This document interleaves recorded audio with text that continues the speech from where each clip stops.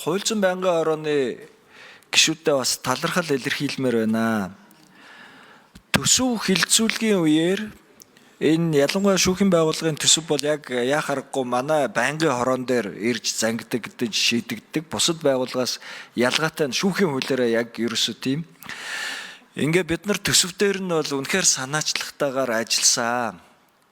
Тэгээд өчигдөр уржигдөр Дархан хотод очиж энэ нөгөө батлагдсан төсвийн бодит одоо яг хэрэгжилт эхэлж байна. Шүүхийн барилгууд бол одоо эхэлж байна. Ингээд Дархан хотод шүүхийн барилгын шав тавих ёслолд ороод ирлээ. Тэгээ та бүгдээ зүгээр л уламжлаад хэлэхэд нэрээ олон жил энэ шүүхтэр төсөв огт тавигдаагүй байсан. Би газар дээр нөхцөл байдалтай нь очиж танилцлаа. Манай Улаанбаатарын зарим шүүхүүд маш хүнд байгаа.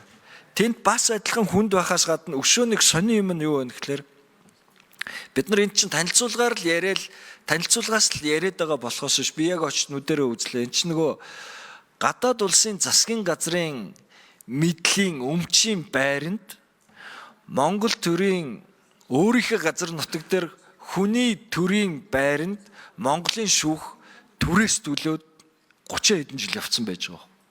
Одоо тэгээ энэ байдал зогсох гэж байгаа юм.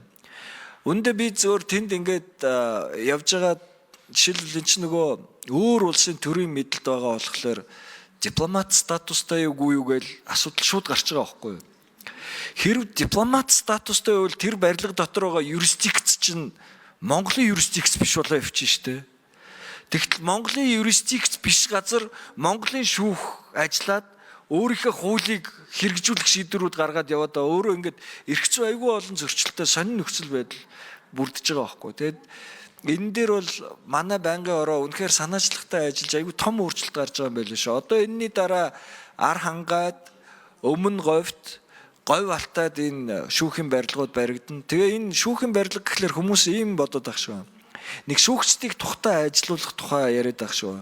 Үгүй энэ чинь хамгийн гол нөгөө иргэдийн эрх шудраг шүүхийн өмнө одоо маргаанаа шийдвэрлүүлж явах иргэдийн эрх зөрчигдөд байгаа байхгүй.